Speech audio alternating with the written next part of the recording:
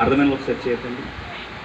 ఇంకొక మాటలో జ్ఞాపకం చేసుకోవాలంటే మన జీవితంలో దేవుడు ఖచ్చితంగా దేవుని బిడ్డల జీవితంలో ఖచ్చితంగా దేవుడు నిన్ను ప్రేమిస్తే, మరొకసారి రిపీట్ చేస్తాను, దేవుడు నిన్ను ప్రేమిస్తే, నువ్వు దేవునికి ప్రాణం అయితే ఆయన కృపకు ఎప్పుడు నేను దూరం చెయ్యడు.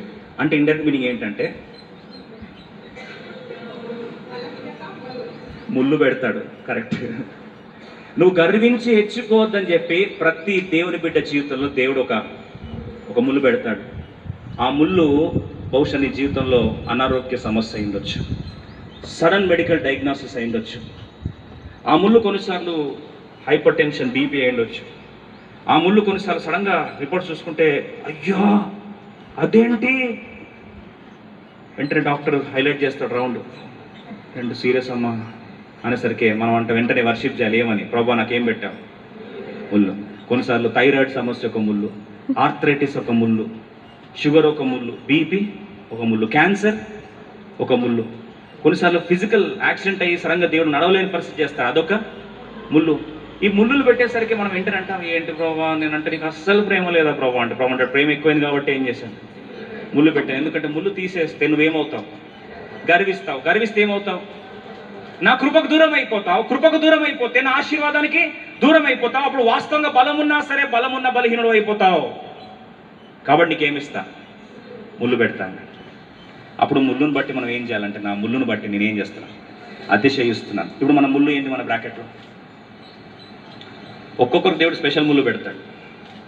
కొంతమంది ముళ్ళు వాళ్ళ అత్తనే ఒక ముళ్ళు, అత్తకి కోడలో పెద్ద ముళ్ళు. అంతవరకు బ్రదర్ ప్రశాంతంగా ఉన్న మా జీవితంలో పెద్ద ముళ్ళు బ్రదర్, సర్కారు ముళ్ళు ఇది. ఆ ముళ్ళు వచ్చినప్పటి నుంచి మా జీవితం అంతా డాష్. ఇటు లేస్తే బాధ, అటు లేస్తే బాధ, యూట్యూబ్ ఆన్ చేస్తే బాధ, కూర్చుంటే బాధ, టీవీ ఛానల్ ఓపెన్ చేస్తే బాధ, మెసేజ్ చూస్తే బాధ, వాట్సాప్ చూస్తే బాధ. ఇదేం ముళ్ళు ప్రభువా అనిపించిందా?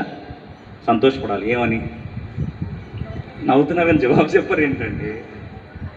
ఎవరు మీకు ముళ్ళు లేవా? ముళ్ళు లేవంటే మీరు ప్రళంగా దేవుని కొరకు వాడబడరు. ముళ్ళు దేవుడు ఖచ్చితంగా పౌలు లాంటి దైవజనికి ఏం పెట్టండి. అండ్ ఇంకోటి, ముళ్ళు ఏ ఏరియాలో పెడతాడు తెలుసా అండి? ఏ ఏరియా అయితే ఇదొక్కటి ముట్టద్దు ప్రభా అంటావు చూడు, ఆ ఏరియాలో ముళ్ళు పెడతాడు. నువ్వు ప్రాణం చేసినప్పుడు ఏమంటావు? ప్రభా ఏదన్నా ముట్టు, ఇది ఒక్కటి తప్ప అంటావు చూడు, అక్కడే ముళ్ళు పెడతారు దేవుడు. ఎగ్జాంపుల్ కొన్ని చెప్పాలని ఆశపడతాను. ఇశ్రాయేల్ ప్రజలకు మహానాయకుడిగా దేవుడు ఏర్పాటు చేసుకున్నాడు మోషేని. మోషే యొక్క బలహీనతే ఇప్పుడు వాక్యం ప్రకారమైన బలహీనత ఏమవుతుంది? బలమవుతుంది కదా. మరి మోషే అన్ని లక్షల మంది నడిపించడానికి కొరకు ఆయన యొక్క అతి భయంకరమైన బలహీనత ఏది అంటే, ఒక ఆరేటర్గా ఒక లీడర్కి కావాల్సింది ఏంటంటే వాక్చాతుర్యం కావాలి. వాక్చాతుర్యంతో పాటు నాలుక కూడా దానికి ఏం కావాలి?